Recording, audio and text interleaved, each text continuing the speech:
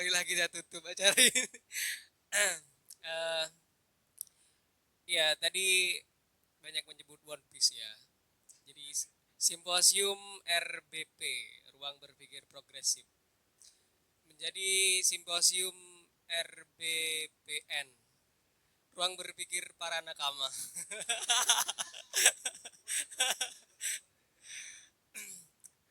Eh, hibridasi ya, hibriditas budaya. Hibri Kalau di biologi hibridasi kan ya.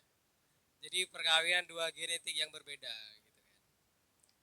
Nah, dan Indonesia mengalami itu kan. Mengalami bagaimana kolonial itu ada di Indonesia, dijajah, ada pertukaran budaya dan lain-lain. Dan kalau kita hubungkan dengan Indonesia, ya ada banyak yang kita dapat juga gitu. Dan juga ada darah yang harus dibayar juga kan untuk itu. Tapi banyak juga yang kita dapat, diantaranya ide tentang persatuan, demokrasi dan lain-lain itu ada. Iya, ya makanya itulah yang yang kita temukan dari hibriditas budaya itu, dari teorinya siapa? Homi Baba. Bukan saya Baba. Kalau saya Baba nanti kita diajari berdoa. Nah, yang terjadi dari hibriditas budaya di zaman penjajah kita di Indonesia, saya lihat-lihat di antara yang mungkin kita syukuri adalah bagaimana eh, pengetahuan masih terjaga, terlindungi dari pengaruh budaya-budaya meskipun banyak sekali akses pribumi kita untuk sekolah-sekolah yang sifatnya di pemerintahan dulu gitu, kecuali anaknya orang-orang besar dari petinggi-petinggi begitu kan. Iya, itu jadi banyak sekali kan kalau bukan keturunan orang ini kita tidak masuk sekolah, bahkan dilarang sekolah Belanda dan lain-lain. Tapi kita bersyukur karena pengetahuan itu sempat dirawat oleh orang-orang yang mempunyai rasa sadar akan nasionalisme. Kayak contoh mungkin, meskipun itu juga datang dari penjajah sendiri, bukan penjajah, tapi dari lingkungan penjajah sendiri. Kayak novel, ya, ya, Multatuli itu ya, Multatuli itu. Jadi dia tahun 18 kan ya. Tahun 18 itu mengarang novel dan dia protes terhadap perlakuan ya negaranya di Indonesia yang tidak sesuai dengan pri kebangsaan, pri kemanusiaan. Jadi apa ya? Artinya etika itu waktu itu kuat, meskipun sekarang etika sudah mulai turun ya. Makanya banyak sidang etik kayaknya. Jadi pengetahuan rasa kemanusiaan itu terjaga. Kayak bahkan Hatta kan pernah diadili di Belanda, tapi karena pledoinya dia dibebaskan. Berarti ada etik yang luar biasa di Belanda waktu itu mungkin tentang hukum, tentang melihat pengetahuan dan hukum berdasarkan etik. Karena kan kalau hukum itu kuat maka etik tidak usah terlalu tinggi. Kalau etik tinggi maka hukum tidak usah terlalu kuat, ini gitu kan. Tapi kayaknya sekarang etik rendah, hukum rendah juga. Nah, oleh sebab itu saya mungkin banyak tawaran-tawaran yang kita dapat. Mungkin Belanda ngasih ngasih batu, kita terima sebagai permata mungkin. Kayak kayak di literasi Islam. Jadi dulu sejarah Islam itu kan datang karena ada hikmah. Jadi ada Al-Quran, ada kitab, hikmah. Ada literasi hikmah. Hikmah adalah terjemahan-terjemahan dari ilmuwan luar, baik dari Persia dan lain-lain. Jadi itu dinamakan hikmah. Jadi ada diskursus, ada Al-Quran, ada kitab, ada hikmah juga. Nah kita uh, melihat itu, mengalami itu. Jadi kayak Hatta belajar demokrasi, belajar sosialis di Belanda gitu kan. Tan Malaka juga, Soekarno juga belajar dari para apa belajar dari negara penjajah, bahkan dari negara yang kita anggap penjajah sendiri. datang ke Indonesia mengalami apa tadi ia mengalami hibriditas budaya itu dan sampai sekarang masih ada. Jadi kalau melihat secara real di Indonesia ya kita mengalami itu dan alhamdulillah masih ada orang yang bisa menjaga itu. Ya, begitu. Cek. Oke, bismillah. Pada kesempatan di sore hari ini lumayan sedikit menarik dan menggerakkan saya untuk sedikit menggerakkan saya untuk apa ya, mengkorek lebih dalam lagi tentang homi babat. Ya, homika baba kan ya. Salah satu yang saya ingin tanyakan itu mengenai fenomena yang terjadi di Palestina dan Israel gitu. Perseteruan dua negara ini masih belum ada akhirnya gitu. Namun salah satu unsur yang belum di-spill mungkin dalam homi baba itu kan kalau kolonialisme itu sudah diberikan penggambaran barusan ada 3 step. Yang kedua itu SDA dan yang ketiga penundukan teritorial atau daerah kekuasaan. Nah, kalau di dalam Israel, di fenomena Israel dan Yahudi itu, mereka itu ya dibilang kasus yang melibatkan dua agama yang berbeda, ya gak ada salahnya sebenarnya. Karena pengakuan dari siapa tuh, kayak kalau dalam Kristen kan ada pendeta. Kalau dalam Yahudi itu apa namanya? Duh, saya lupa lagi. Rabi. Nah, dalam pengakuan Rabi bahwasanya Israel itu adalah negara yang dijanjikan Tuhan di dalam teks Yahweh ya kan. Oke, maka maka yang beda ini adalah janji ya, kalimat janji Tuhan yang disertakan dalam kitab Yahweh itu gitu. Jadi apa salahnya ya Israel menggugat untuk mendapatkan wilayah kekuasaan yang dijanjikan oleh Tuhannya gitu, kepada untuk menguasai daerah Palestina, sorry, untuk menguasai daerah Palestina. Bahkan kan tanah Palestina adalah tanah yang dijanjikan oleh Tuhannya mereka gitu. Nah, dari ketiga unsur tersebut, dari yang tadi SDA, dari penyamaran atau apa ya, SDM dan ya itu gimana dalam sudut pandang Homa Kababa ini mengkaji fenomena yang sedemikian gitu, yang datangnya bukan dari manusia lagi tapi menggunakan teks-teks narasi Tuhan gitu, pakai pendekatan dekonstruksi dari Jacques Derrida. Saya rasa saya belum nyampe ke sana, makanya minta penjelasan itu. Oke, terima kasih Mas Nanang sama Mas Ustadz atas tanggapannya dan pertanyaannya. Mas Ustadz mau bilang nama udah Ustadz ya, harusnya nggak Mas ya, langsung Ustadz. Asatidatina wa ummahatina. Oke, jadi saya baru tahu ya, terima kasih untuk Ustadz khususnya ya. Saya baru tahu kalau hikmah itu ternyata diartikan sebagai karya-karya dari ulama non muslim. Baru tahu saya. Terima kasih ilmunya.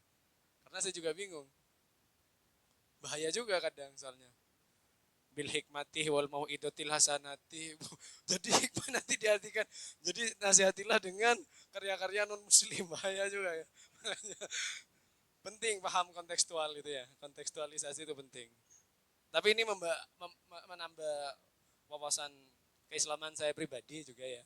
Karena hikmah itu kayak misalnya ada pertentangan penerjemahan ya antara kenapa Al-Ghazali lebih memilih bahasa tahafud al-falasifah. Sedangkan al-falasifah itu diterjemahkan dalam Islam itu hikmah. Hikmah itu al-falasifah. Hikmah itu filsafat. Cinta kebijaksanaan. Al-hikmah. Iya. Kenapa Al-Ghazali pakai tahafud al-falasifah? Jangan-jangan Al-Ghazali itu menyerang bagian falasifah tertentu, bukan seluruh falsafah. Tiba-tiba kita main pakai kacamata kuda, semua filsafat haram hukumnya, ya bahaya. Nanti ilmu mantik jadi haram hukumnya. Loh, jadi ulama fikih mau belajar apa kan bahaya ya. Ini gitu ya. Terima kasih Ustadz udah di-mention ini ya. Terus ini pertanyaan dari Mas Nakama ini. Bang Mulet pasti kepelet ya ini. Yang sudah memegang prinsip tidak boleh mubazir ya. Karena kalau kebanyakan mubazir, harus sedikit-sedikit. Jadi pertanyaannya agak menggoncang juga ya. Jadi ini memaksa harus menganalisis bagaimana kita melalui analisis dekonstruksi yang dipakai oleh Homi Bapa. Saat kita melihat bagaimana proses kolonialisme itu terjadi yang didasarkan kepada firman Tuhan. Pertama yang mau di-mention, setiap bentuk kolonialisme gaya halus itu memainkan peran yang serupa. Makanya kolonialisme itu kan 3 tujuannya. God, gold, and glory, ya kan ya. God yang pertama. Kenapa? Karena God itu, misalnya kayak ada yang tahu ada penyakit kleptomania, ada. Gospel ya. Ada yang tahu penyakit kleptomania? Tahu kan ya? Kelainan secara psikologis. Jadi misalnya ada orang ngambil barang mencuri tapi tidak merasa bersalah dalam perasaan dirinya. Misalnya, ini bagus ini, kayaknya punya aku deh. Dan itu diakuisisi secara hak milik tanpa perasaan berdosa. Itu penyakit psikologi. Bagi orang-orang yang nggak punya penyakit itu, mereka harus membangun suatu kayak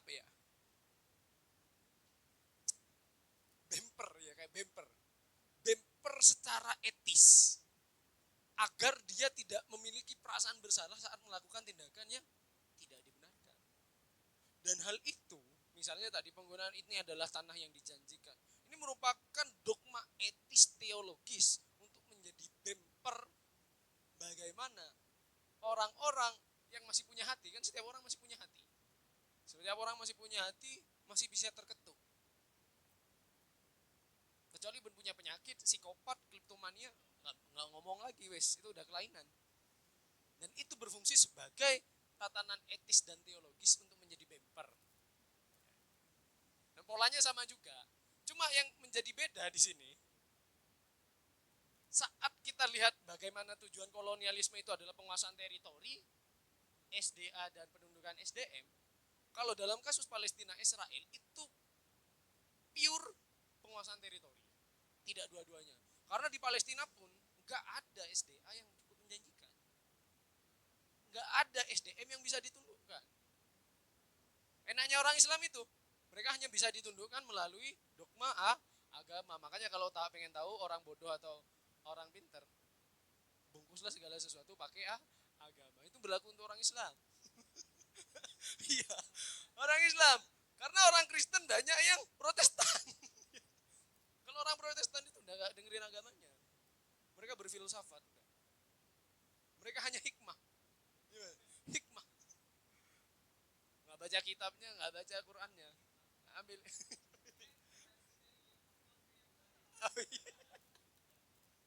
Jadi gitu mas.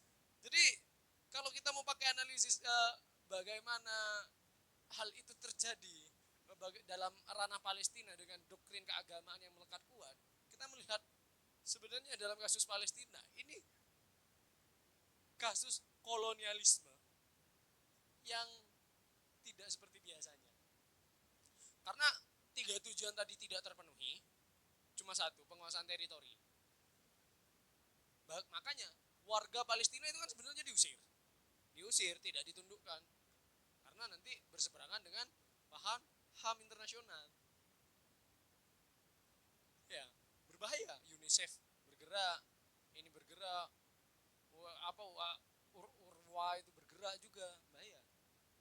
Jadi ini adalah model baru sebenarnya. Penjajahan model baru. Penjajahan yang memang pure pendudukan, namanya pendudukan. Karena memang eksploitasi SDA dan SDM-nya tidak ada di situ. Sehingga analisis hibriditas budaya ini tidak berlaku kalau bagiku. Untuk dalam tatanan Palestina tidak berlaku. Karena orang Palestina nggak ada yang melihat penjajah dari Israel itu dengan tatapan kagum, nggak ada. Sehingga hibriditas budaya itu tidak terjadi. Karena ambivalensi di tatanan masyarakat Palestina itu nggak ada. Ambivalensi itu tidak timbul dan tidak timbullah mimikri di antara keduanya. Mana ada orang Palestina yang berdandan seperti orang Israel hanya untuk mengakui mendapatkan suatu persamaan hak dan lain sebagainya, nggak ada.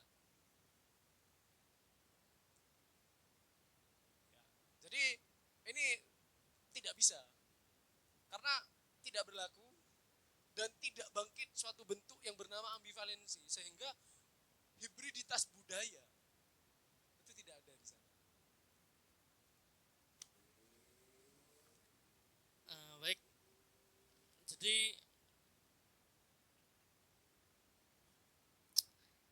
hibriditas budaya itu dibentuk oleh mimikri dan di dalamnya terdapat ambivalensi. Pertanyaan saya, ambivalensi ini terjadi pada ranah yang terjajah atau yang dijajah? Mohon maaf, bagi yang terjajah atau yang penjajah, ambivalensinya letaknya di mana? Terus pertanyaan kedua, apakah ambivalensi harus selalu disertai dengan rasa kagum?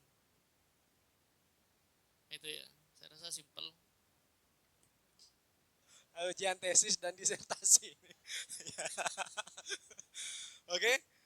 Jadi kalau menurut Homi Bhabha, ambivalensi itu tidak terjadi hanya pada orang yang terjajah, tapi juga terjadi pada penjajah. Cuma dengan dua motivasi yang berbeda. Biasanya ambivalensi yang terjadi pada pihak penjajah itu bukan karena perasaan kagum. Jadi ini sekaligus ke yang kedua. Ini kayaknya di contoh-contoh yang biasa diberikan itu hibriditas ya. Hibriditas itu terjadi dua arah. Tidak hanya dari penjajah ke terjajah, juga terjadi dari terjajah ke penjajah. Cuma tujuannya dua, dengan dua tujuan yang berbeda. Hibriditas budaya yang terjadi pada penjajah ke terjajah itu melalui proses ambivalensi demi melakukan perlawanan melalui proses mimikri itu, penyamarataan harkat dan martabat melalui dekonstruksi makna yang dibangun melalui simbol-simbol itu. Kalau hibriditas budaya yang terjadi sebaliknya dari terjajah ke penjajah, itu contohnya seperti Snok. Snok itu menyamar, kan dia orang Belanda. Orang yang berasal dari, kalau menurut wacana kolonialisme, itu orang yang berasal dari peradaban yang lebih maju. Akan tetapi, dia menyamar, dia melakukan hibriditas budaya. Menyamar dan berbaur dengan masyarakat Aceh, bahkan sampai menikah 2 kali, sampai punya anak banyak, sampai diakui sebagai kiai, sampai diakui sebagai wali, Masya Allah. Ya kan gitu ya. Nah itu, jadi hibriditas budaya itu tidak hanya bergerak di antara proses penjajah dan terjajah, tapi juga berlaku sebaliknya. Dan hal ini untuk bentuk ambivalensinya, kalau dari yang penjajah ke terjajah itu perasaan kagum. Karena kalau penjajah ke terjajah, kan terjajah itu kan motivasi dari terjajah ingin sama, melakukan hibriditas budaya, melakukan dekonstruksi simbol itu, karena itu ingin menghadirkan suatu persamaan derajat. Sehingga kan dia kagum, karena kagum, saya pengen sama. Tapi itu yang terjajah. Kalau yang dari yang penjajah, sebenarnya dalam tulisan saya tidak menemukan.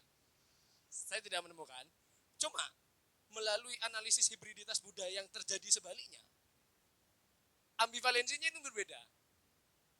Jadi ada istilah upgrade, ada istilah downgrade. Nah, ambivalensi yang terjadi itu bersifat downgrade, hanya untuk melebur atau menyamar lah, demi kepentingan penelitian, dan tidak sebaliknya. Contoh yang bersifat sebaliknya saya tidak menemukan. Misalnya, ada orang Eropa mau masuk ke Papua karena ingin hidup jadi orang Papua, itu nggak ada. Tapi saat ada orang Eropa datang ke Papua menyamar berbau dengan orang Eropa selama 2 bulan untuk penelitian, ada banyak. Dan hal itu contoh-contoh yang selalu diberikan. Nggak ada. Jadi untuk ambivalensi dalam hal yang di luar itu saya tidak menemukan. Jadi ambivalensi yang terjadi antara up dan down itu berbeda. Kalau yang up tadi adalah perasaan kagum, sehingga membentuk suatu proses mimikri dan terjadi hibriditas budaya. Sebagaimana di Indonesia, kita melihat banyak pejuang-pejuang kita pada tahun 45 mengupgrade simbol baju mereka, kayak Hatta, Syahrir dan semuanya, pakai dasi, pakai kopiah dan lain sebagainya. Itu untuk meng-up, motivasinya up. Tapi kalau yang bersifat sebaliknya downgrade ini nggak ada, kecuali hanya untuk bersifat penelitian, keingintahuan dan penelitian itu kan. Sehingga sebenarnya ya, untuk dikatakan enggak. Sebenarnya saya juga agak ragu ini. Agak ragunya di sini, enggak. Apakah itu pantas untuk dikatakan ambivalence? Iya, downgrade. Misalnya, saya orang kota misalnya. Karena saya pengen tahu kehidupan di desa, saya nggak mungkin sok kota dong. Pasti akan ada tembok. Misalnya kalau di sini kita biasa berpakai bahasa Madura kasar, kita harus pakai Madura halus. Atau kita waktu ke Papua di sini kita pakai baju-baju nyaman dan lain sebagainya, kita juga pakai kotek, akan diterima oleh masyarakat sekitar. Seperti itu. Bersifatnya downgrade. Ambivalensi ini sebenarnya dampak dari proses bagaimana kita melakukan mimikri, peniruan, atau memang ambivalensi ini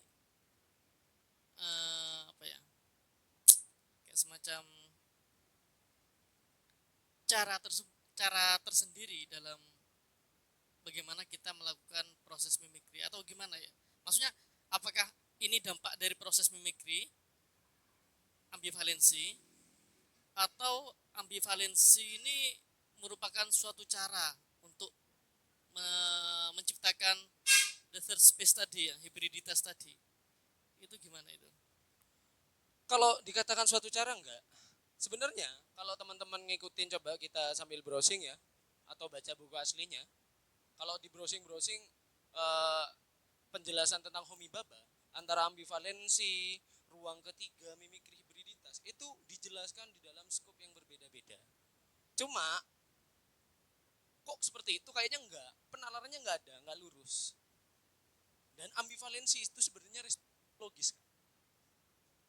Makanya ambivalensi itu adalah suatu perasaan kagum dan benci sekaligus akibat perlakuan yang dilakukan oleh pasangan toksik kita misalnya.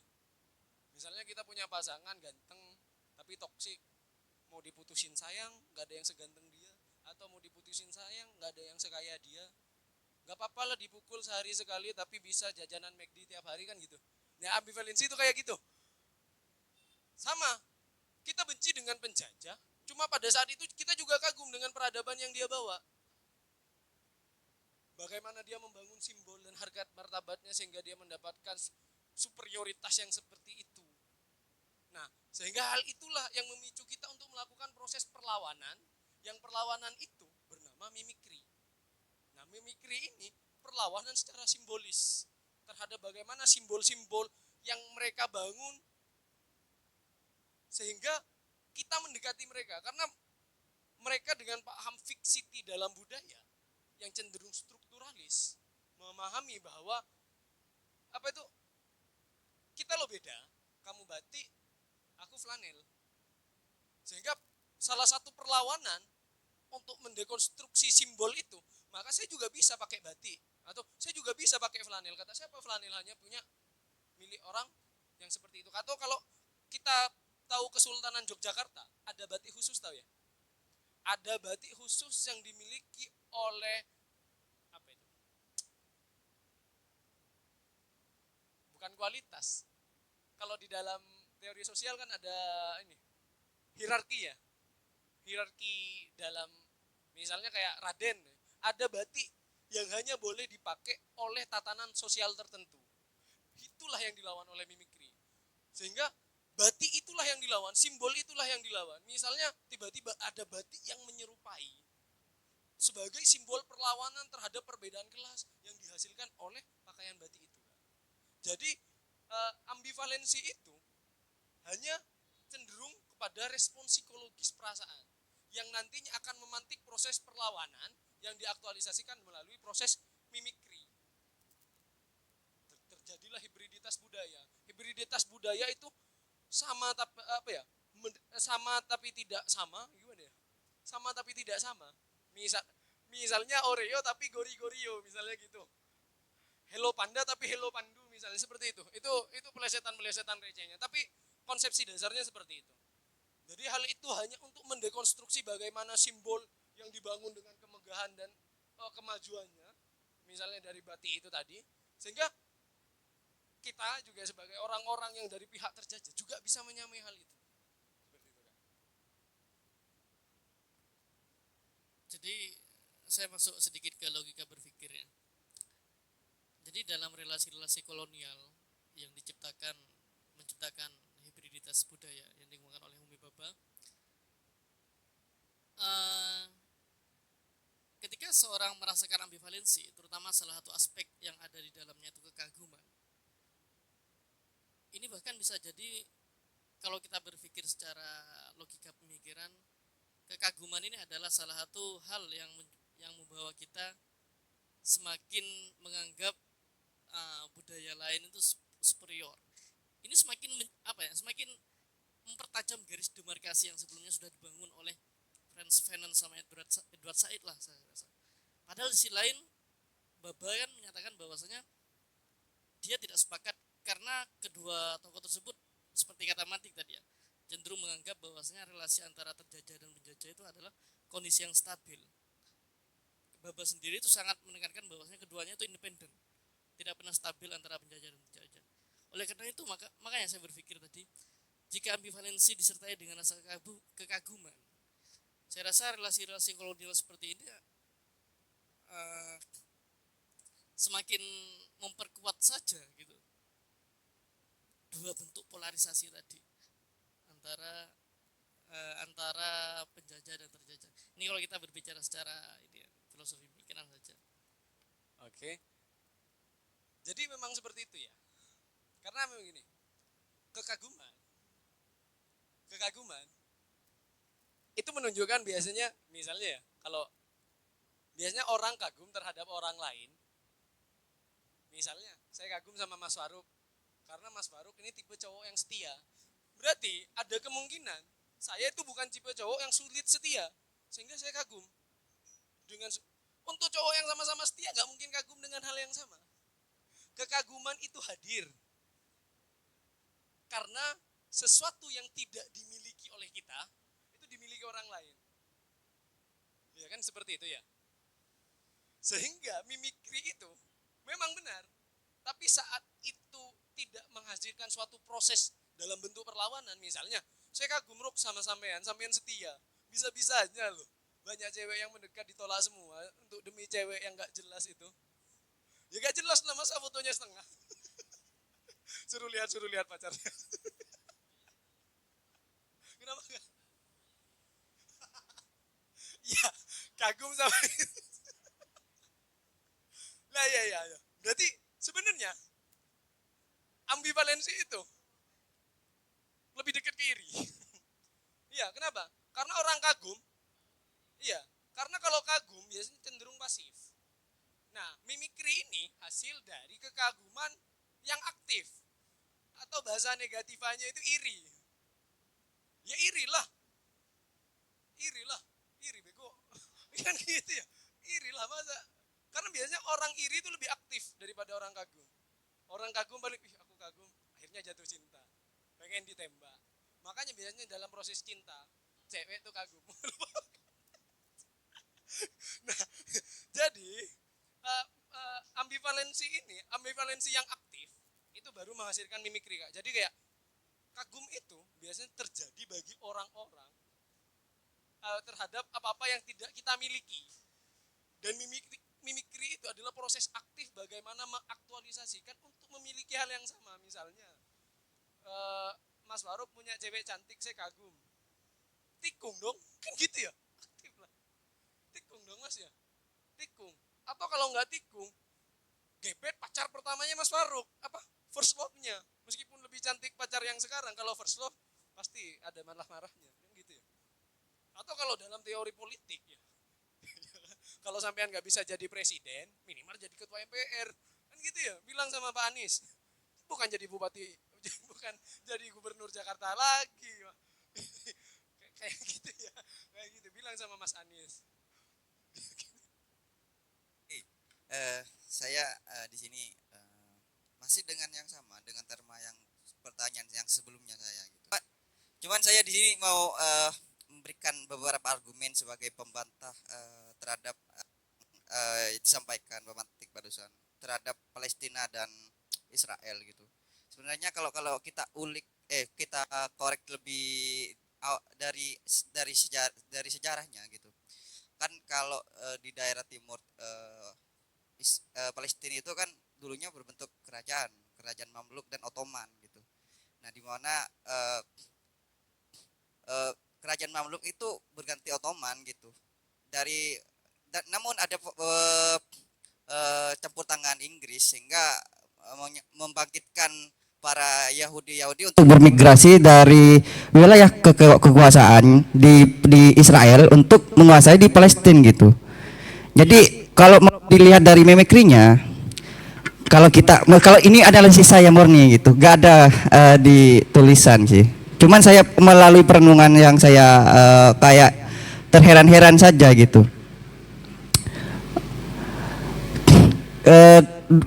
Kesamaan antara Muslim dengan Yahudi, kita pakai kopiahnya Yahudi beda, bedanya agak ke belakang gitu.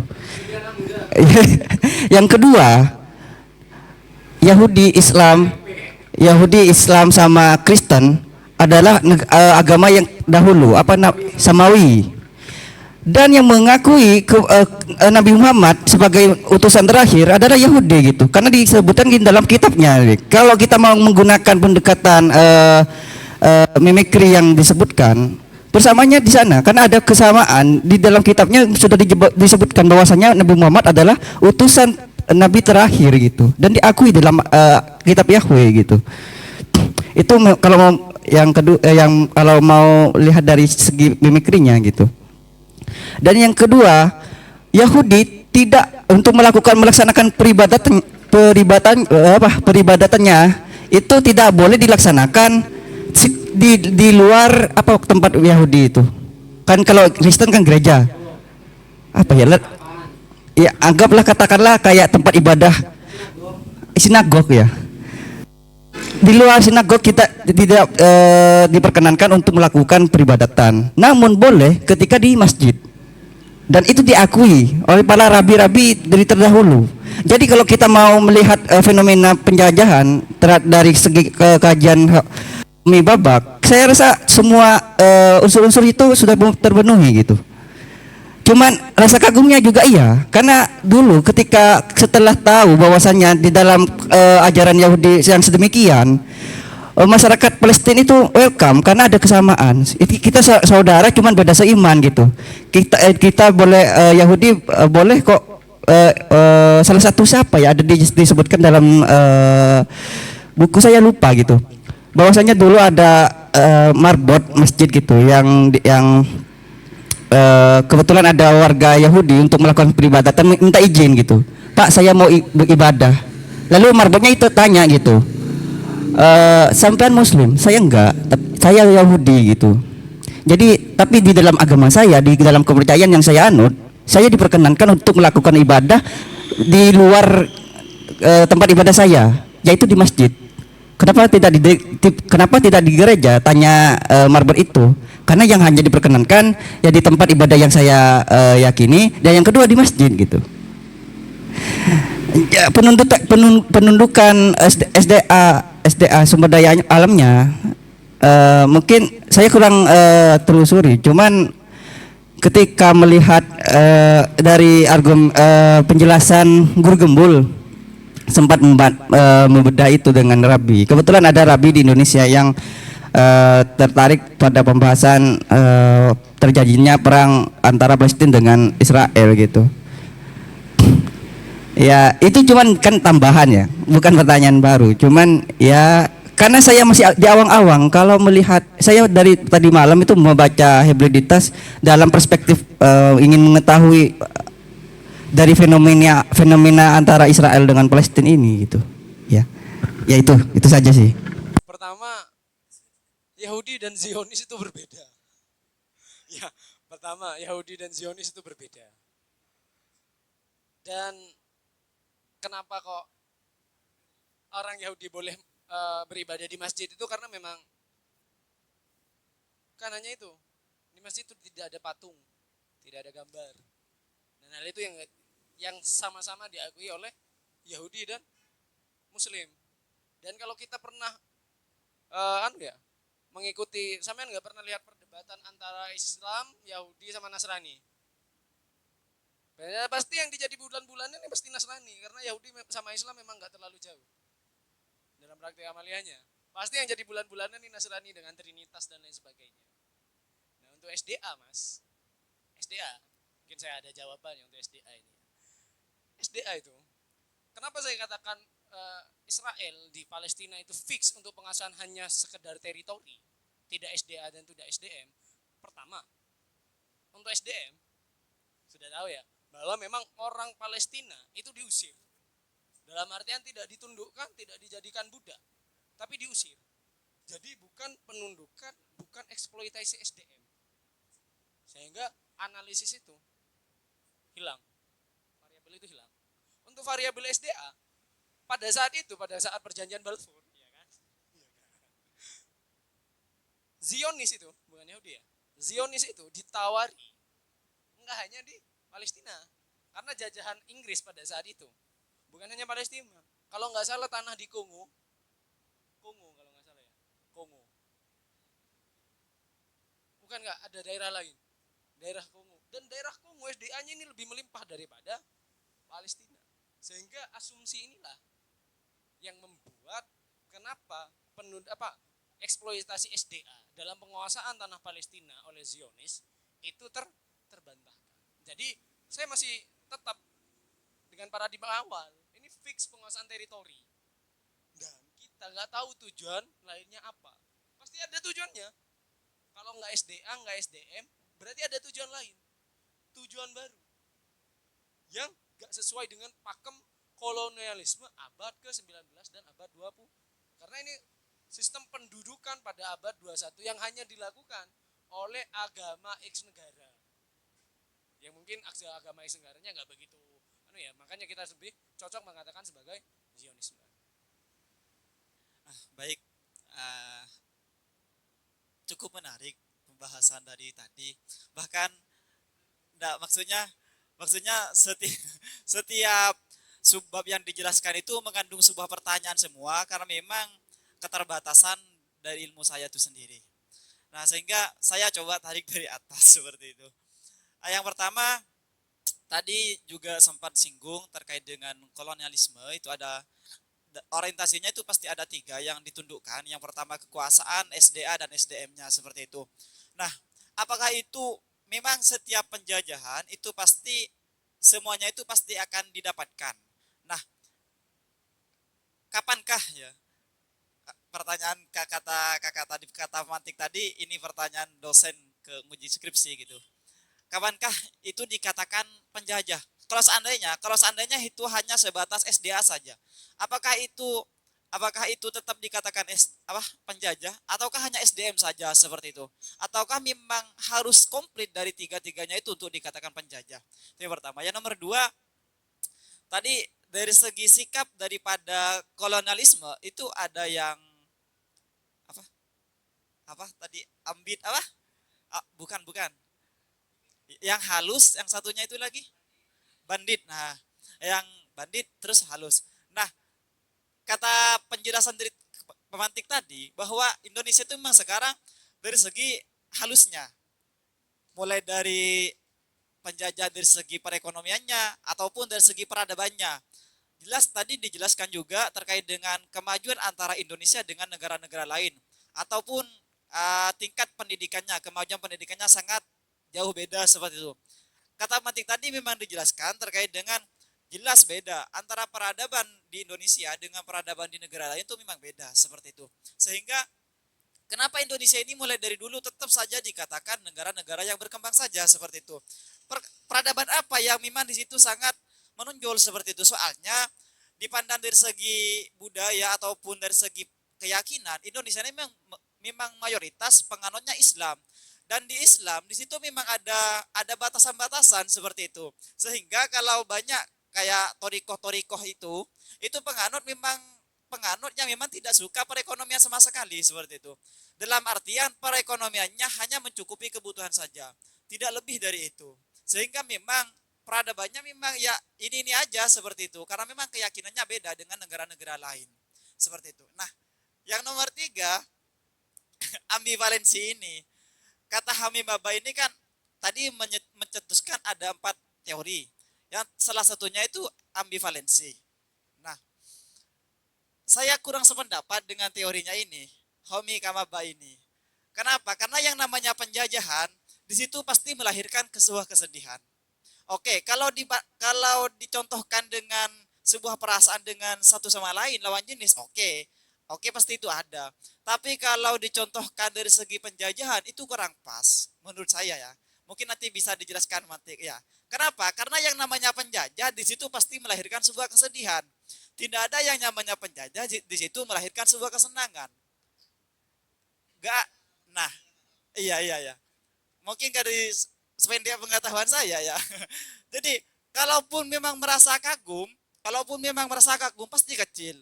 Dan itu tidak semua. Pasti yang merasa yang lebih rata dia yang dirasakan oleh yang dijajah, kaum dijajah itu adalah rasa kesedihannya. Sehingga tidak pantas. Sehingga saya coba korelasikan ada istilah kaidah nahwi di situ tapi saya lupa. Saya lupa dengan kaidahnya. Artinya seperti ini, sesuatu yang memang di situ dipenuhi dengan mayoritas, maka di situ dianggap yang mayoritas, minoritasnya tidak dianggap seperti itu. Sehingga memang semua penjajah di situ semuanya pasti mayoritasnya merasakan kesedihan. Kalaupun merasakan kagum, pasti sedikit seperti itu. Sehingga ambivalensi ini saya tidak sepakat dengan teori yang dikemukakan oleh Homi Kamaba ini. Seperti itu, Matik. Baik, biar banyak catatannya. Yang pertama, jika memang budaya itu dinamis sifatnya atau tidak pasti karena dia beragam makna di dalamnya. Pertanyaan sederhananya adalah apakah asal usul dari budaya itu tidak pasti atau siapa namanya?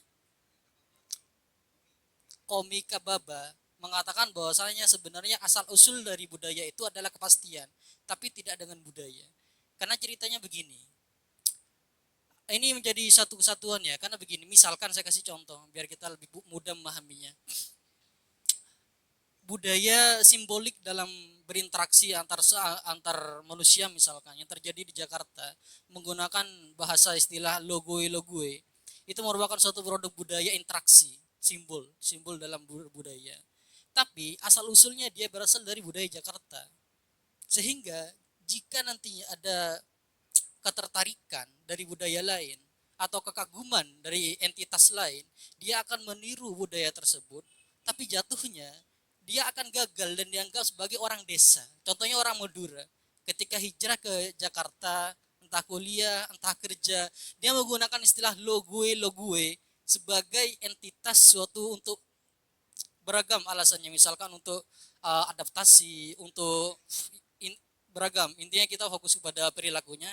Ketika orang Madura menggunakan istilah itu, logue di sana, maka dia dianggap sebagai suatu kegagalan budaya. Karena dia karena kenapa? Makanya itu tadi saya bilang budaya dan asal-usul budaya itu menjadi entitas yang sama kesatuannya. Karena oleh bagaimanapun yang bisa menggunakan budaya logoi-logoi adalah usul-usulnya dari Jakarta yang logat. Jadi tidak hanya budaya itu sendiri, tapi asal usulnya itu berupa dari logat itu sendiri yang menjadikan logoi-logoi itu enak didengar dan menjadi suatu simbol modernitas. Jadi sehingga kalau Madura menggunakan entitas budaya yang semodern itu, kita dianggap sebagai kebalikan dari budaya modern itu sendiri, yaitu memalukan, seolah kampungan dan lain sebagainya. Jadi itu contoh dari pertanyaan saya. Jadi apakah asal usul suatu budaya merupakan suatu entitas yang pasti atau ketidakpastian seperti budaya itu? Itu. Kemudian yang kedua, saya akan karena background hukum pasti akan selalu ada pertanyaan hukum. Jadi biar untuk membuka cakrawala baru. Saya akan jawab dengan ekonomi ya Kak. Karena lama sudah tidak masuk ya teman-teman. Jadi kita mungkin jadi begini, saya akan coba masuk. Budaya itu merupakan salah satu sumber material dari hukum. Saya berusaha mengaitkan. Jadi nanti kalau ada yang protes pasti ada kaitannya.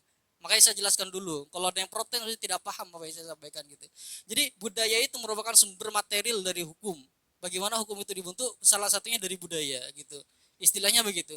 Cuman begini, budaya itu memang dalam dinamika seperti ini kita tafsirkan dia itu merupakan suatu ketidakpastian atau dinamis atau dalam segi desain, karena saya desain itu bulat namanya. Kita itu tidak dikotak-kotakkan. Kalau kita dikotak-kotakkan itu namanya kita sudah terbagi-bagi identitasnya. Tapi kalau dalam budaya itu simbolnya lingkaran. Kalau lingkaran itu kalau dalam desain itu diartikan sebagai tiada awal tiada akhir. Dia itu sifatnya dinamis, selalu bergerak begitu. Itu adalah budaya dalam desain gitu. Jadi begini, nyampe mana tadi ya masalah hukum. Kan budaya itu simbolnya itu adalah ketidakpastian. Ketidakpastian itu sendiri. Dalam artian nanti sifat dinamis itu akan beragam makna tergantung dengan kepentingan-kepentingan di dalamnya maksudnya. Sedangkan kebalikan dari itu adalah hukum. Hukum itu meniscayakan kepastian. Makanya dalam asas hukum itu adalah namanya asas kepastian hukum. Terus yang dipakai oleh orang yang menguntungkan intinya. Pertanyaan saya, di mana letak benang merah antara kedua hal ini? Karena kemarin sempat ribut juga antara Bung Rocky sama Hotman Paris yang mengatakan bahwasanya terjadi ambivalensi antara hukum dan filsafat. Kalau kita tadi dinamika ini dalam filsafat ya, bahwasanya memang dalam filsafat itu ketidakpastian dan dalam hukum itu pasti bersifat kepastian. Benang merahnya di mana? Saya kasih contoh ilustrasi biar lebih mudah. Dalam kasus kenapa FPI itu bisa dibubarkan, sedangkan dalam Islam sebagai sumber budaya, dalam mendakwa itu kita itu bisa berinteraksi ke masyarakat itu melalui dua metode.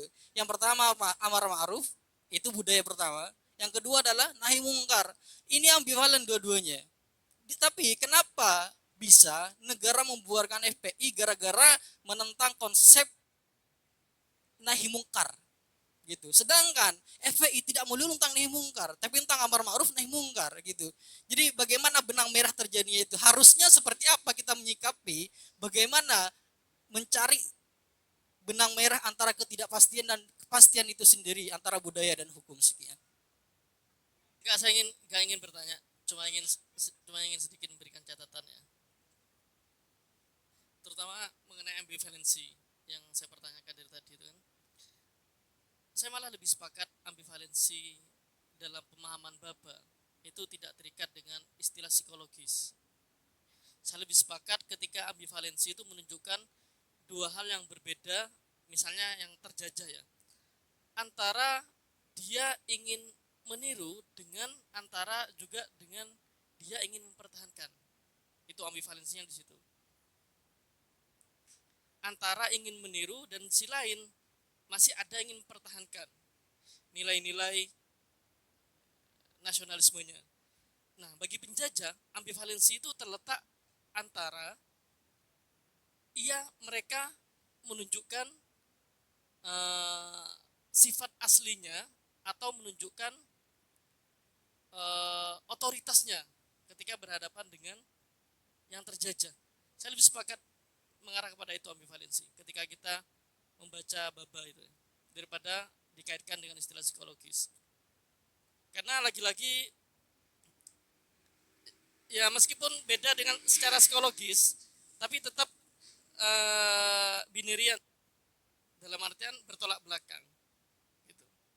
Jadi nilai ambivalensinya tuh terletak bukan di emosinya, tapi terletak perbedaan yang datang bersama. Jadi seperti itu. Terima kasih kepada Mas Ubaidi, Mas Faidol, sama Mas Waki atas pertanyaan dan tanggapannya. Jadi saya akan coba uraikan satu-satu ya. Untuk masalah ambivalensi, saya juga setuju dengan sampean. Ini lebih netral bahasanya. Karena iya, itu emang bisa ditarik kemana-mana. Makanya saya juga awalnya tadi bilang, saya kok jadi sebenarnya kayak kurang pas ya. Bukan karena apa ya, karena saya juga memiliki kegelisahan. Karena bahasanya kagum dan benci sekaligus, itu terlalu simple. Sehingga penarikannya bisa terlalu kemana-mana. Tapi kalau teman-teman lihat di YouTube, penjelasannya memang gitu. Tapi saat kita tidak puas, kita tidak perlu mengaminkan juga. Saat kita bisa memberikan narasi baru dan hal itu apalagi bisa mendekati kepada pendekatan yang lebih objektif terhadap apa yang dimaksud, lebih enak lagi. Makanya kayak cinta tapi benci tapi gitu. Ini mah penjelasan yang bisa ditarik kemana-mana. Dan itu penjelasan untuk kelas S1 semester awal. Dan teman-teman kita kan nggak di sana. Ya. Jadi ini mungkin lebih objektif. Makanya saya juga tadi bilang, saya juga agak kurang setuju dengan hal pendekatan yang seperti itu. Karena memang ini bersifat paradoks. Tapi paradoksnya nggak hanya paradoks yang sedemikian. Dan contoh yang disampaikan oleh Dr. Catherine Bandel itu juga, itu yang menjadi alasan kenapa saat kita, khususnya negara-negara yang pernah terjajah, kita hanya melakukan peringatan kemerdekaan, tapi tidak pernah mau melakukan penghayatan yang jauh lebih mendalam. Gitu. Karena dalam prosesi ambivalensi itu juga tadi, kagumnya nggak seberapa, bencinya nggak seberapa. Sampean mengkaji pakai kawaid hukum fikih tadi. Iya, nahwiyah ya. Bukan fikih ya. Kalau nahwiyah buat apa? Kawaid nahwiyah buat apa ya? Oh, iya. Ya. Oke, selanjutnya pertanyaan dari Mas Ubaidi. Yang pertama apa tadi deh, Mas? Oh, tentang kolonialisme. Apakah itu harus lengkap atau salah satunya cukup? Salah satunya cukup, Mas. Makanya dalam proyeksi kolonialisme kita sekarang banyak macam-macamnya. Ada bahasa yang sering dipakai oleh Soekarno itu neokolonialisme. Ini kolonialisme gaya halus. Dia datang ke kita mau investor, kami negara maju mau membantu Anda, tapi Anda bayar bunganya seperti ini. Kan seperti itu. Sama seperti yang kalian sales credit marketing. Ada ada temanku. Nah, nggak ramah. Ada temanku yang berhenti dari sales credit marketing karena tidak sesuai dengan hati nuraninya. Kenapa? Karena setelah dia kalkulasi pribadi, ternyata kredit marketing itu lintah darat beneran. Akhirnya dia untuk mencari klien mikir, ya Allah kasihan banget, masa saya mau menjerumuskan anak ini. Akhirnya dia resign.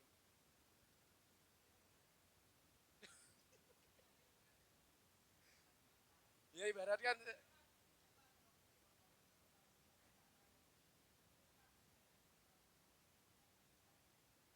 iya itu ekonomi tapal kuda itu. Dia juga anak ekonomi loh. Dia anak ekonomi. Justru karena dia anak ekonomi, dia ngerti hitung-hitungannya. Makanya dia bilang, kalau dia bukan anak ekonomi, dia gak mungkin sampai kepada kesimpulan bakal menjerumuskan. Gak mungkin. Manajemen. Jadi seperti itu ya. Jadi kolonialisme itu datang dengan wajah halus. Dalam wajah halusnya itu banyak. Investor lah. Makanya banyak orang-orang kiri itu menolak investasi asing. Nah, ya kalau bandit banyak, VOC dan lain sebagainya ya. Banyak kayak bandit. Nah, gaya halus ini memang yang sulit dikritik. Dia datang dengan ini, dengan itu, dengan apa-apa yang dia datang dengan wajah malaikat dan hanya ketahuan buruknya nanti kalau sudah kepentingannya tersenggol, misalnya Amerika. Gini saat kepentingannya tersenggol baru dia menggunakan hak vetonya untuk menggagalkan upaya-upaya tersebut. Seperti itu ya. Jadi Bahkan itu nanti bisa ditambahkan, Mas. Karena ini kolonialisme dalam pengertian yang tiga ini adalah kolonialisme yang terjadi pada abad 18 dan 19. Sama seperti kasus yang disampaikan dari Mas Nanang tadi tentang kasus Israel.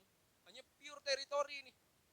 Berarti kan ada, kalau secara ekonomi, penjajahan itu semuanya terjadi karena faktor ekonomi. Karena faktor, kalau faktor ekonomi terlalu membingungkan, karena faktor kepentingan.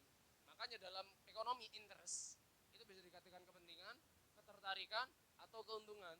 Bisa kita terjemahkan dengan melalui tiga sudut pandang kacamata bahasa di sini. Yang kedua, itu sudah satu ya, halus sama bandit, ya sudah. Oh, yang ambivalensi tadi kan sudah sama Mas Wafi. Oh, sudah semua berarti ya.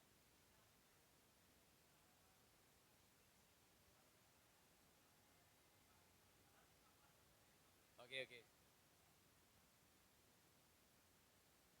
Oke, jadi lanjut kepada jawaban punya sampean tentang ambivalensi tadi ya, Mas ya. Ambivalensi ya. Apa ya?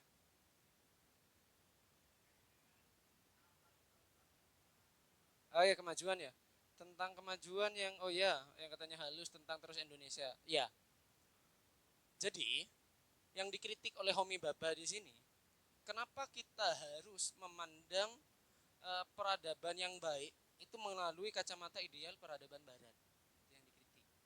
Makanya saya mengatakan misalnya tadi Indonesia tertinggal 120 tahun pendidikannya dari peradaban dari seluruh dunia. Kenapa kita harus pakai itu? Apakah tujuan pendidikan kita sama dengan luar negeri? Beda. Kalau tujuan pendidikan berbeda terus kita menilai dengan variabel yang sama, apakah itu objektif? Tidak objektif. Nah, inilah yang dikritik. Kenapa kita harus menyesuaikan? Mengapa kita harus melakukan standarisasi dengan peradaban barat? Mengapa kita harus menggunakan kacamata itu untuk melihat tubuh kita sendiri, men? Misalnya kayak gini. Misalnya, orang Afrika tidak pernah menamai diri mereka negro.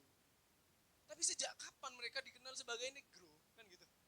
Dan kenapa mereka harus menerima kalimat negro melekat ke dalam tubuh mereka?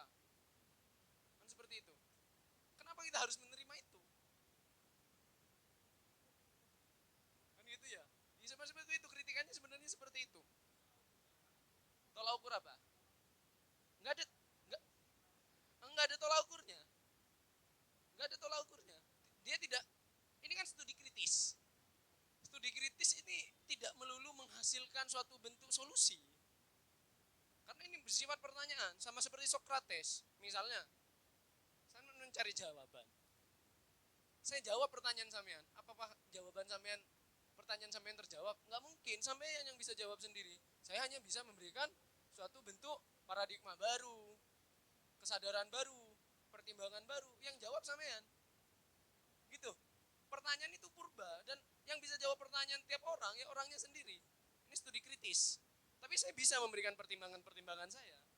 Nih, saya pakai analisis seperti ini. Nah, saat tujuan pendidikan Indonesia itu adalah akhirat, misalnya contoh sampean kayak banyak tarikat gini. Saat kita menggunakan variabel dunia, susah juga kalau kayak gini ya. Tapi tujuan pendidikan kita misalnya vokasi. Tapi kita menggunakan pendidikan apa? Variabel penilaiannya tentang penguasaan terhadap ilmu fikih kan lain.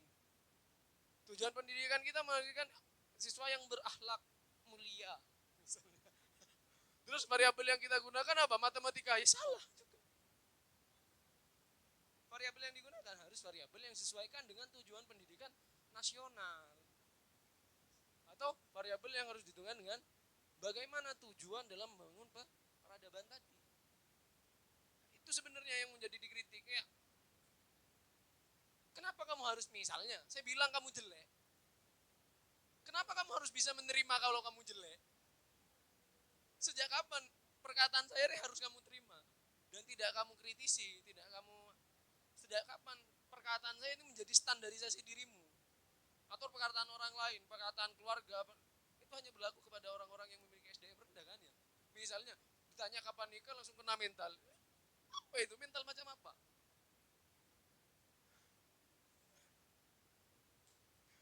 Ditanya kapan nikah kena mental, ditanya kapan nikah mah kerja dulu. Kan gitu ya. Jadi itu sebenarnya itu hanya studi kritis untuk membangkitkan kesadaran. Sejak kapan peradaban barat dengan standarisasinya itu menjadi gigan, dan apa yang mereka keluarkan harus kita akui. Misalnya mereka mengatakan bahwa Indonesia dalam 2045 bakal menjadi negara yang krisis. Kayak 98 Indonesia dibilang krisis ekonomi. Tapi orang ketika sampai di Indonesia kaget, karena di Indonesia kayak nggak terjadi apa-apa. Sejak kapan penilaian Barat menjadi gigan dan harus diakui? Jadi kalau di Barat penelitiannya bisa jadi objektif. Kenapa? Karena di Barat tidak memiliki sifat kewarganegaraan yang guyup. Kalau kita masyarakat Indonesia, kebudayaan kita ini kebudayaan guyup. Satu makan KB kan gitu ya kalau santri. Kalau kita makan, usahakan tetangga-tetangga kita itu mendapatkan apa yang kita masak. Kan gitu ya. Kalau di desa seperti itu masih. Tapi kalau di kota-kota besar bisa fatal itu. Karena memang di sana bukan masyarakatnya tidak bersifat guyup.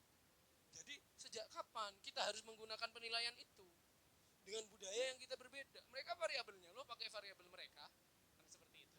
Jadi itu studi kritis untuk mengkritisi bagaimana peradaban Barat yang gigan ini,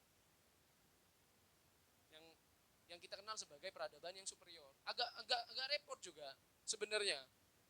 Sampean melawan dengan pembuat hukum itu agak repot, melawan dengan pembuat sistem itu agak repot. Saya pernah ikut lomba pramuka. Lomba pramukanya di pondok lain. Kebetulan di pondok tersebut punya kebijakan untuk membuat peraturan pramuka yang khusus. Ya, siapa yang tahu? Nggak tahu, akhirnya kalah dong. Pasti pondok itu yang menang. Karena dia juga tim pembuat hukumnya, ya Mas Wedon.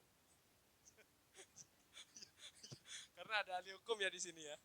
Jadi beralih sekarang ke bagian hukum ini. Oke. Untuk pertanyaannya Mas Faidol, ini pertanyaan penalaran semua. Karena memang nggak ada, Homi Baba nggak ada tulisannya tentang ini. Cuma saat pertanyaan tentang asal usul, apakah tidak pasti dan pasti? Ini berbahaya ini. Mas Faidol ini berbahaya. Jadi karena berbahaya, saya akan kurangi dulu. Saya akan nerf. Iya kan? Ada bahasa fix, ya fixity-nya ya. Ada bahasa dinamis. Fixity diartikan sebagai pasti, dinamis diartikan tidak pasti. Dan ini bahasa yang ditawarkan Mas Waidul. Maaf Mas, gak saya pakai. Bahaya pakai bahasa ini. Fixity itu tidak diartikan sebagai pasti, tapi diartikan sebagai stabil. Dia akan tetap stagnan. Bahaya kalau pasti. Iya bisa, tapi stabil. Makanya ini ada sangkut pautnya dengan pertanyaan sampean yang kedua tentang budaya dan hukum. Pasti. Kalau di hukum namanya pasti. Tapi ini bukan hukum ini. Ini bisa tergantung konteks kan. Kalau kita menggunakan bahasa kan tergantung kalimatnya. Ya, saya nggak pakai ya. Karena kalau pakai bahasa ini bahaya. Nggak keluar maksudnya. Nggak apa-apa kalau kita suka berputar. Hah? Iya, gini. Hibriditas itu. Jadi hibriditas itu polanya, katanya kalau kata Homi Baba yang bisa kita pakai sebagai landasan untuk menganalisis ini. Karena memang nggak dibahas sama Homi Baba. Bukan nggak dibahas ya, nggak dijelaskan secara eksplisit. Jadi hibriditas budaya itu mengoreksi fixity budaya yang ingin dibangun oleh peradaban Barat. Karena jadi peradaban Barat itu atau budaya Barat itu menganggap budaya mereka di atas dan sama sekali tidak memiliki kepentingan atau tidak bersentuhan atau tidak bersinggungan dengan budaya-budaya yang ada di timur atau budaya yang terjajah. Sehingga mereka mengakumulasi kedidayaannya, superioritasnya, khususnya superioritas budaya kebudayaan antara penjajah dan pihak terjajah. Sehingga mereka memang akan melakukan usaha-usaha untuk menjaga kestabilan kebudayaannya. Sehingga fixity. Tapi ini ditolak. Homi Baba ini menolak ini. Karena menurut Homi Baba gak mungkin kebudayaan itu bersifat fixity. itu kebudayaan itu, hibriditas itu akan menuntut suatu bentuk kebudayaan yang dinamis, yang bersenggolan, yang saling berpengaruh. Baik pengaruhnya itu skala kecil atau skala besar. Makanya dalam hibriditas budaya katanya Homi Bhabha itu adanya hibriditas budaya itu kayak ibaratkan kayak apa ya? Kayak anggap kalau dianalogikan kayak klub bola. Sekarang Manchester City lagi gigan-gigannya. Manchester United lagi bapuk-bapuknya. Tapi ini nggak akan gini terus. Sama seperti MU dulu lagi gigan-gigannya, Manchester City lagi babu-babu. Dan ini akan begini. Dan budaya yang lebih apa? Lebih kecil pengaruhnya, lebih kecil apa yang dianggap lebih rendah pada suatu masa akan bisa menggeser kebudayaan yang lain. Itu yang namanya dinamis. Ya, pakai mic aja Kak mungkin.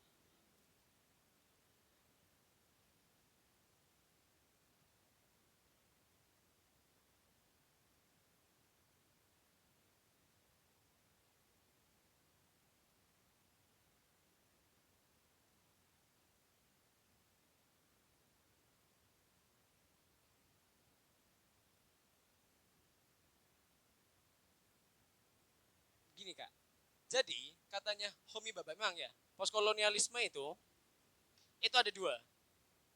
Karya yang diakibatkan oleh postkolonialisme, ada dua karya. Pertama karya kreatif, ada karya akademis. Karya kreatif itu sastra, kritik sastra, puisi, dan lain sebagainya. Dan biasanya memang teori dari Homi Bhabha itu digunakan untuk menganalisis di bagian sini. Jadi kalau teman-teman cari di Google, rata-rata dipakai emang untuk ini. Kayak hibriditas budaya yang terjadi pada novel, hibriditas budaya yang terjadi pada film, hibriditas budaya yang terjadi kepada bagaimana sastra itu menjadi ini nih. Apa itu? Mas Jalal? Kan sastra perlawanan. Sastra adalah perlawanan. Karena sastra yang mencatat sejarah yang pada saat itu mungkin tidak boleh dicatat. Karena adanya hegemoni. Ya. Nah, masalah apa tadi barusan? Hibriditas budaya yang dideskripsikan oleh Homi Bhabha. Jadi hibriditas budaya itu dinamis katanya. Karena hibriditas budaya itu sebenarnya menolak premis yang dibangun oleh penjajah dalam membangun fiksi budayanya, gitu kan? Ini kan Homi Bhabha. Tapi memang hibriditas budaya milik Homi Bhabha digunakan sebagai landasan teori dalam melakukan analisis dalam cultural studies itu. Tapi kalau kita baca di location of apa itu? Of culture, ya, bahwa pengertian apa? Hibriditas itu demikian. Jadi dinamis itu merupakan perlawanan bagaimana budaya yang diusahakan oleh pihak penjajah sebagai fixity tadi itu, sebagai budaya yang stabil, itu dilawan dengan ini. Karena pada satu pihak, pada satu sisi, budaya itu pasti akan bergeser dan tidak menutup kemungkinan pada suatu waktu budaya timur atau kalau kita balik kepada masa zaman dahulu, budaya timur lebih gigan daripada budaya barat. Dan itu fixity, tidak fixity maksudnya. Dan itu tidak fixity. Dan budaya itu dinamis.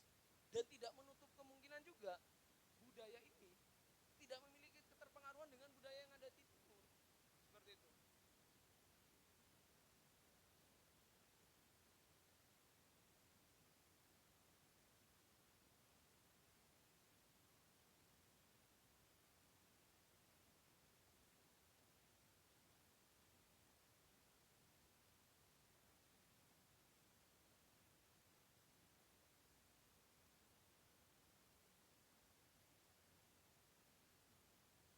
Saya tidak memiliki pemahaman ke sana sebenarnya. Saya nggak tahu. Karena coba pakai mic aja mungkin Kak, biar enak.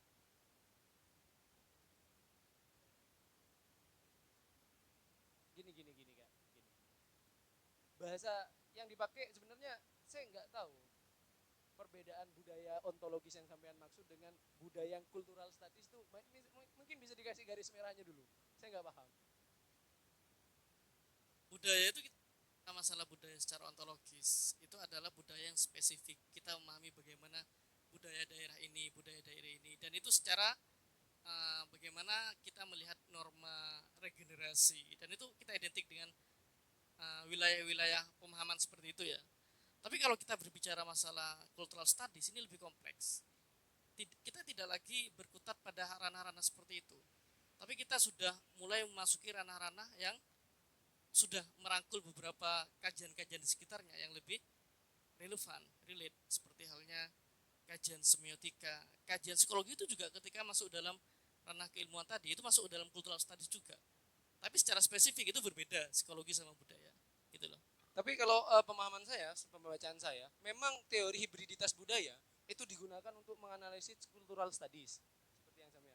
Tapi kalau penjelasan budaya dari hibriditas budaya dari Homi Bhabha itu seperti itu. Saya nggak berani juga untuk mengatakan itu apakah dalam pengertian budaya ontologis yang seperti itu. Tapi hibriditas budaya yang dimaksud oleh Homi Bhabha itu seperti itu pengertiannya. Jadi budaya itu yang mau distagnansi, yang mau difiksiti oleh peradaban barat itu ditolak. Karena menurut Homi Bhabha, budaya itu bersifat dinamis dan tidak menutup kemungkinan budaya yang dianggap fiksiti itu, anggap budaya yang menganggap budaya lain lebih rendah, itu memiliki keterpengaruhan budaya. Gitu. Makanya tadi Mas Faidol di pertanyaan kedua kan pengen narik itu bagaimana benang merah yang terjadi antara budaya dan hukum. Nah, sebenarnya saya memiliki paradigma baru dengan pertanyaan yang disampaikan oleh Mas Faidol tadi. Jadi, budaya yang ingin dibentuk sebenarnya oleh orang-orang penjajah itu lebih fiksiti ini lebih larinya kepada ranah hukum.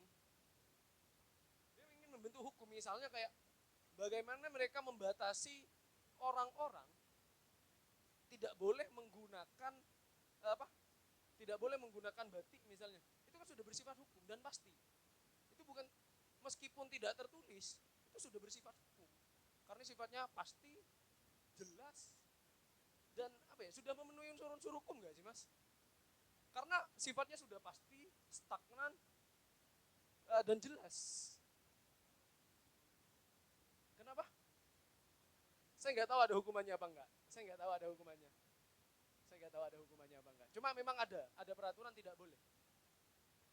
Nah, jadi saya larinya ke situ. Oh, berarti fixity yang dimau oleh pihak penjajah itu adalah membangun ranah bisa membangun sampai ranah hukum. Mungkin gitu ya. Tapi ini analisisku aja. Cek. Yang pertama, karena memang benar dari saya tidak mau terjebak dalam narasi atau redaksi kolonialisme, penjajah dan terjajah, karena saya akan menarik ke lebih yang luas malah justru kepada teori hegemoni, kekuasaan. Jadi konsep hukum tadi itu bagi saya tidak masuk ke situ, karena hukum itu lebih kompleks bagi saya, lebih terikat dan lain sebagainya. Malah yang paling dekat bagi saya itu teori hegemoni. Bahwa saya nanti fiksitas itu masuk dalam teori hegemoni itu. Maka yang berkuasa itu konsep yang berkuasa itu akan mendiskreditkan orang yang inferior di bawahnya. Maka yang terjalin adalah konsep superior dan inferiorisme itu sendiri maksudnya. Dampaknya begini, makanya saya tidak ingin terjebak dalam budaya yang dianggap suatu produk atau ontologis itu sendiri. Apa itu budaya? Budaya ini suatu produk itu. Saya akan lebih menafsirkan karena saya tidak ingin terjebak dalam redaksi penjajah dan terjajah itu, karena itu sedemikian sempit bagi saya. Karena saya akan taruh dalam narasi yang superioritas dan inferioritas dalam teori hegemoni begitu. Jadi kalau dalam teori hegemoni itu kan bahkan asal usul itu, jadi dia orang yang menciptakan dia pasti tunggal. Dan kalau tunggal dia pasti fiksitas begitu. Makanya saya tanya, apakah asal usul itu, bagaimana pemahaman Baban terkait dengan asal usul? Karena oleh bagaimanapun yang menciptakan budaya dia pasti tunggal, dan yang tunggal itu pasti fiksitas. Dia pasti memiliki standar tertentu terkait dengan suatu budaya. Maka nanti yang menciptakan itu namanya nomor 1, nomor 2, nomor 3, nomor 4 itu adalah budaya dan eksplorasi budaya terhadap budaya setelahnya. Makanya saya tadi tanya keterkaitan asal usul budaya terhadap suatu produk budaya itu sendiri. Contohnya seperti yang saya maksud tadi. Karena oleh bagaimanapun budaya sebagai suatu produk itu pasti saling berinteraksi dengan asal usulnya gitu. Sedangkan asal usulnya dia berhegemoni, dia memiliki superioritas terhadap orang yang akan menirunya setelahnya gitu. Jadi kalau standar logo ya harus logatnya Jakarta Betawi, jangan logat Madura. Kalau enggak pasti akan didiskreditkan sebagai inferioritas begitu. Bismillahirrahmanirrahim ya. Jadi saya juga gak mau terjebak sih kak.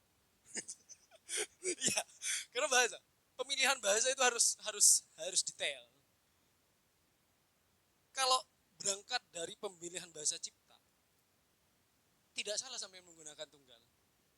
Tapi kalau dalam konteks budaya, saya tidak cocok dengan bahasa cipta. Karena cipta itu biasanya lebih cocok kepada dalam hal yang bersifat karya kreatif, karya perseorangan. Tapi kalau budaya, bukan karya perseorangan. Nah ini yang dimaksudkan budaya itu dinamis. Budaya itu bukan karya perseorangan. Ada. Ya, iya, tapi bukan perseorangan itu. Nah, makanya budaya itu terbentuk, bukan tercipta. Karena terbentuk, maka budaya itu tidak dari satu sisi. Makanya dikatakan budaya itu dinamis. Nah, kalau contoh yang sampean lanjutkan dari logat gue tapi logat Madura itu jadi desa, ini sepertinya mimikri sebenarnya. Mimikri itu dalam contoh kasus yang sederhana itu jamet misalnya. Jamet, kita tahu jamet. Jamet itu sebenarnya kan emo kalau di luar negeri ya. Kita tahu jamet itu adalah emo. Tapi setelah nyampe ke Madura jadi jamet. Jadi suatu ada bentuk ruang ketiga yang baru. Sehingga menjadi hibriditas budaya dan menghasilkan budaya yang bernama jamet. Seperti itu. Jadi ada persinggungan yang membentuk tawar menawar misalnya. Ada keinginan dan kenyataan misalnya. Keinginan saya ini bisa advance dalam bahasa lo gue. Tapi kenyataannya logat saya terlalu Madura. Tapi untuk Mas Wedol, jangan terlalu pesimis Mas. Faktanya orang Madura itu logatnya sebenarnya paling netral. Khususnya untuk dalam advance dalam bahasa Inggris. Tapi bukan Madura yang agak kedeje ya.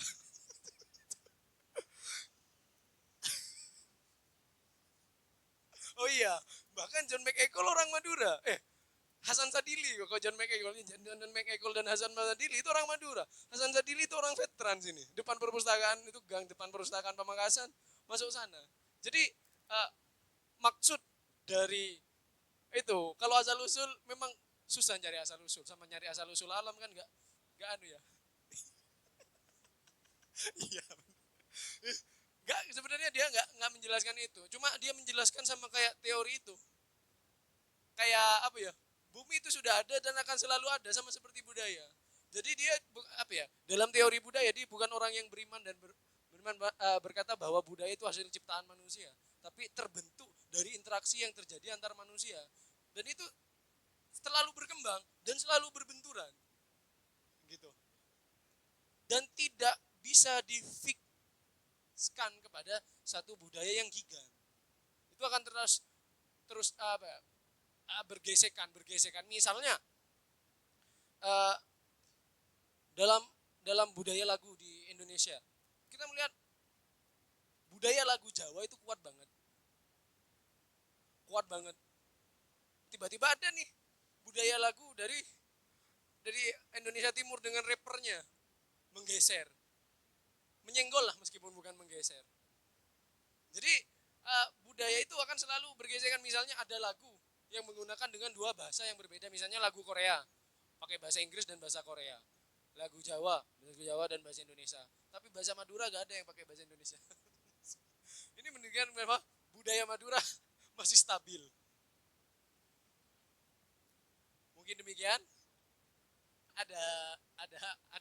Ada lagi. Mungkin untuk teman-teman yang melihat secara online, jadi kami di sini tidak mengusahakan kalian sepakat dengan apa yang kami katakan, pun saya, pun Mas Faki, Mas Faidol, Mas Nanang, Mas Faruk, Mas Subaidi dan temannya tadi. Di sini kita memang benar-benar melakukan diskusi lepas dan bebas untuk melakukan eksplorasi sehingga sampai kepada kesimpulan masing-masing. Kurang lebihnya kami mohon maaf kalau ada kekurangan dan kesalahan. mohon dikoreksi dan disampaikan kepada kami. Wassalamualaikum warahmatullahi wabarakatuh.